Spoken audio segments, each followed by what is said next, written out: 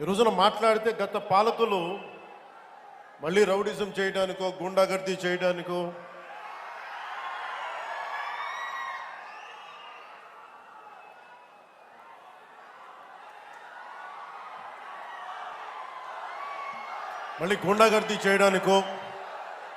Rowdyism చేయడానికో అలాంటి భావన మళ్ళీ ఉంది.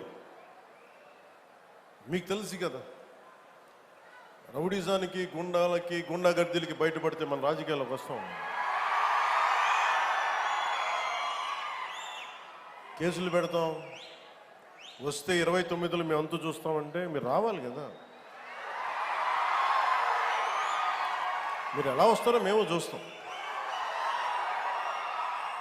నాకు వారి మీద, వైసీపీ నాయకుల మీద ఈరోజు చెప్తున్నాను, మొదటి నుంచి చెప్తున్నాను, వ్యక్తిగతంగా నాకు ఎవరి మీద కక్ష ఉండదు.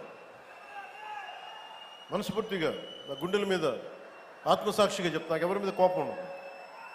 కానీ మీరు సగటు మనిషిలో, ఈ దేశంలో ఉన్న సగటు మనిషికి, సగటు మధ్యతరగతి మనిషికి, సగటు రైతుకి, సగటు యువకుడికి, సగటు యువతకి మీరు కనుక భయభ్రాంతుల్ని క్రియేట్ చేస్తే దాన్ని ఎదుర్కొనే కదా ఇక్కడ దాకా వచ్చాం.